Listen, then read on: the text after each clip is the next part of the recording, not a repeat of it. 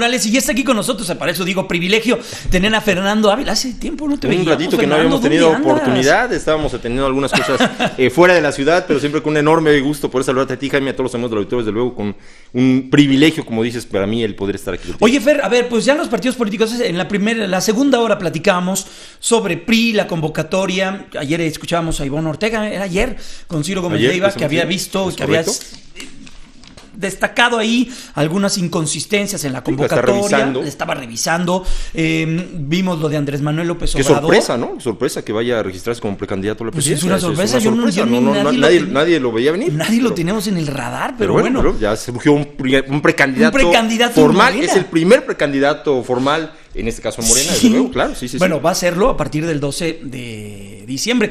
Los simbolismos que utiliza Morena son muy interesantes. 20 de noviembre... se reúne, el Monumento a la Revolución, le habla a la gente, hace ahí sus convocatorias, sus reuniones, sus métodos también de cómo van a elegir a sus candidatos. Y ayer, en este municipio ya en Jalisco, pues muy vivo. La verdad, muy vivo. Mira, la realidad es que el caso particular de Andrés Manuel, también hay que hacer un poquito de historia, regularmente, por ejemplo, muchos de sus anuncios, de sus concentraciones, son precisamente el 20 de noviembre. O sea, sí ha sido ya recurrente, ha sido muy estable en esta parte, precisamente por el simbolismo de vincular un poco esta revolución, el inicio de la Revolución Mexicana, y aprovechar, por supuesto, el aniversario mismo, con lo que él está planteando de una renovación completa de un sistema de gobierno. Entonces me parece que en ese sentido es estable, se mantiene en la línea que ha tenido permanentemente, y que bueno, el anuncio de hacer la inscripción formal a partir también de la propia regla que establece ya el Instituto Nacional Electoral de registrarse como precandidato el día 12 de diciembre, creo que es un cálculo muy bien estudiado, muy bien establecido respecto de las implicaciones que tiene la implicación cultural que la fecha trae en el pueblo mexicano, y por supuesto lo que está pretendiendo también enviar como mensaje desde la propia conformación del partido. Digo, por algo el mismo Movimiento de Regeneración Nacional en su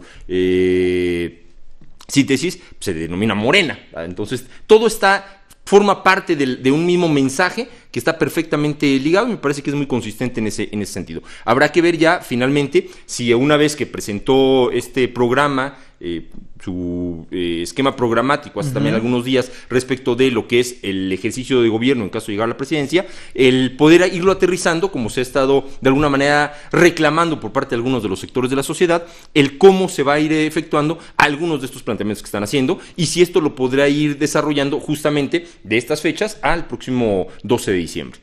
¿Y qué viene entonces? Porque, a ver, y en el frente, porque ya también vemos a un Miguel Ángel Mancera que también ya no está tan convencido. Seguimos viendo los mismos discursos y escuchando los mismos discursos de Ricardo Anaya y de Alejandra Barrales, lo que viene con lo que te comentaba con el PRI. ¿De aquí hasta cuándo? Hay una indefinición muy fuerte. ¿Es el 15 de diciembre? Sí, por supuesto, en el tema del inicio de registros de precandidatos. Sí, y de coaliciones las coaliciones es hasta enero. Pero finalmente el registro como tal, o lo que tienen que ir definiendo, en este caso del particular del Frente, son los métodos que van a llevar a cabo para la selección de candidatos. Lo platicamos en alguna ocasión, y esa es la parte más delicada que va a tener este intento de un ejercicio que puede detonar o puede desembocar en algo muy interesante como gobierno de coalición eventualmente, pero la parte más delicada va a ser la definición de sus métodos para la elección de candidatos. Por supuesto, lo más visible es la presidencia de la República, pero no olvidemos que la intención que tiene el Frente, este conglomerado de partidos, es participar en todas las elecciones de manera conjunta. Estamos hablando de más de 3.500 cargos de elección popular que estarán en juego el próximo año. Y definir el método que van a seguir para poder llevar a cabo la selección de estos candidatos de 3 partidos diferentes, a quién le corresponde, quién de estos partidos lleva mano en la elección de gobernador, en el caso de Puebla, en el caso de Veracruz, en el caso de los distintos estados que van a ser concurrentes el próximo año, por supuesto el caso de los diputados federales, los senadores, diputados locales, presidentes municipales.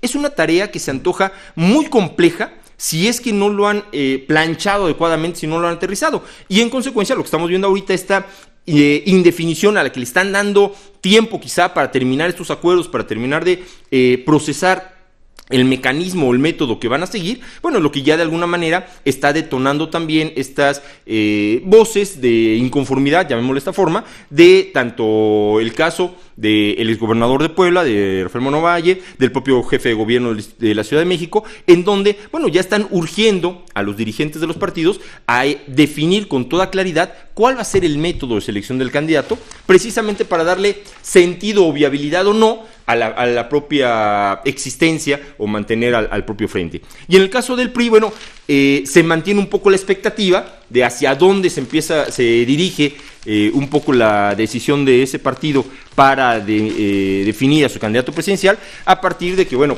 ya también emiten una convocatoria, lo mencionabas, una convocatoria que se antoja de pronto complicada en sus términos y que no termina de establecerse con mucha claridad hacia quién está o quiénes van a ser finalmente los dirigidos para postularse como precandidato. Es importante, Jaime, nada más mencionar que seguramente todos los partidos, digo el caso de Morena, no excepción inclusive, tendrán este ejercicio aparente, por lo menos, de contienda interna, con la finalidad de no perder esta etapa de precampaña. Sí, pues, si solamente se registra un candidato, un precandidato del partido político, no puede moverse hasta febrero. No puede moverse hasta marzo. Hasta marzo, imagínate. Que es el inicio de campaña. Entonces, quedaría totalmente fuera prácticamente 4 meses. Oye, hoy Camacho en el Reforma, en la página 13 del Reforma, hace una caricatura, a ver, ahorita la vamos a subir a las redes sociales, porque dice, los otros, y está el dedo, pues Andrés Manuel López Obrador, el dedo de Ricardo Anaya, pues son muy poco democráticos los partidos, hombre. Mira, yo sostengo que lo que dicen, porque aquí también está,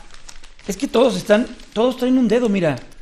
¿Sabes? Creo que caímos en una codependencia y aquí también está el dedo del tapado. Al final, la forma en que cada partido político resuelva en lo interno la selección de sus candidatos es un tema que debe de preocupar y ocupar a los militantes de cada uno de esos partidos políticos. Mientras el militante esté y los simpatizantes del partido estén conformes con ese método de selección, me parece que como sociedad no tenemos que ir más allá de ello.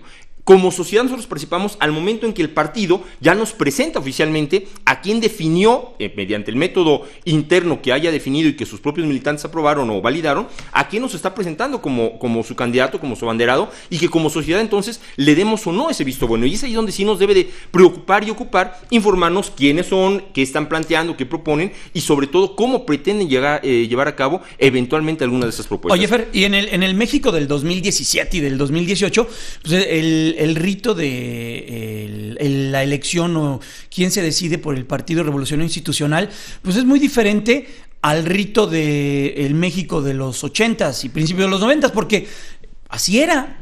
O sea, a mí me tocó vivirlo, no me tocó votarlo, pero me tocó vivirlo. Quien era el elegido, pues era el presidente. Sí, claro, me han platicado de eso. Yo a mí tampoco, votaste, por supuesto que no me tocó verlo, pero bueno, sí me han contado, lo he leído. En esa fiesta democrática, no te hagas. No, pero la realidad es que es cierto. O sea, finalmente, el presidente en turno, con la selección del candidato del PRI, que él lo tomaba. Que él lo tomaba de acuerdo a lo que se sabe en términos de lo que es la liturgia política, en términos reales estaba designando al sucesor. La competencia era prácticamente mínima. Esta será la primera ocasión en que el candidato del PRI como tal, porque inclusive en el 2000, si recordamos, Francisco Labastida como candidato del PRI, al inicio de la campaña iba en primer lugar. Francisco Labastida. Vicente Fox le gana ya durante la campaña, durante el desarrollo de la campaña electoral y por supuesto, bueno, llega a la presidencia de la República. Pero esta va a ser la primera ocasión en que, estando el PRI en el gobierno, su candidato, quien designe candidato, por lo menos hoy el partido no aparece en primer lugar en las preferencias electorales, en las encuestas hasta este momento. Entonces ya esto también nos da un escenario completamente atípico, lo que mencionabas del México todavía previo al 2000 en esta última esquema de la presidencia priista anterior a la transición democrática, y que bueno, modifica también en mucho la forma en que deberá de resolverse precisamente esta nominación por parte del PRI. ¿A quién están definiendo? Ya no debe verse solamente alguien que eventualmente le dé cierta continuidad a un proyecto de gobierno gobierno encabezado en este momento por el presidente Peña, sino de alguna suerte también la rentabilidad electoral que el propio designado pueda tener, con miras justamente a la posición que en este momento tiene el PRI en la propia, en el propio entorno electoral. Pues Fer, muchas gracias, y habrá que seguir muy, muy pendiente de lo que sucede. Ya también el Tribunal Electoral del Poder Judicial de la Federación validó todo lo que sucedió en Coahuila. Exactamente, ya prácticamente a unos 4 o 5 días de que concluya el periodo, gobierno, ¿no? Exactamente, de Rubén Moreira, y que bueno, también nos habla de la necesidad ahí de hacer algunas revisiones, llegar a este extremo. O sea, pensemos, seguramente el gobernador ya hoy sí electo, Riquelme, pues ya trae ahí una estrategia de gobierno importante, pero estás hablando de 4 o 5 días previos a una definición formal de que sí es él el que va a tomar posesión. Oye, Fer, y ya para despedirnos, desde ayer por la noche se comenzó a hacer viral. Esta es una muestra del hartazgo que hay y la división que existe entre sociedad y clase política. Veamos este video que se hizo viral en las redes sociales y escuchemos lo que dice una persona increpa, señala, critica a Diego Fernández de Ceballos, que está comiendo en un restaurante con el líder de los petroleros, Carlos Romero de Champs, senador de la República, y 2 exgobernadores. Pero vean este diálogo que sostienen y bueno, pues como el reclamo de lo que puede hacerse como parte de la sociedad, ¿no? Comieron bien, señores. Muy bien. 50 millones de mexicanos no, fíjese. Así es esto. Así es esto. Los 50 de acá o los de allá. Yo trabajo, no he robado el país, gracias a Dios. Ah, qué bueno. Qué lástima me da. Pero qué bueno, bonita vida. A ver, el karma, ¿cómo le va? Muy bien, con el señor de Champs, usted muy bien. Gracias. Provecho. Buen provecho. Ojalá y no se indigeste. Pues, mira, me parece que también ciertamente hay un hartazgo ya social, hay un divorcio importante entre los partidos políticos y la ciudadanía. Igual y esto siempre ha existido, pero no se grababa. Pero también es importante entender que la actividad política, parte de la actividad política es justamente el diálogo, la negociación, que de pronto pareciera que nos negamos a que fuerzas contrarias o políticos que no necesariamente son coincidentes en lo general, no puedan de pronto estar sentados en una mesa discutiendo, dialogando, poniéndose de acuerdo en temas coyunturales, en temas coincidentes. Es posible, de eso se trata la política, claro. No de cerrar la puerta y como no estoy de acuerdo en lo general con la posición del X adversario político, simple y sencillamente se rompe todo diálogo, todo contacto. Es que también tenemos que ir cambiando, exactamente, tenemos que ir cambiando la forma de entender la política, y eso no significa que uno traicione o pierda sus principios, por el contrario, es una manera de hacer la política auténtica, la negociación y no la violencia. En la medida en que avancemos en el diálogo, en la negociación, transparentemente, por supuesto, estaremos desterrando, eso sí, la violencia, que es la que no tendremos que aspirar. Fer, muchas gracias. Un gusto, Jaime, excelente sábado. Buenos días, vamos a una pausa, 9:26.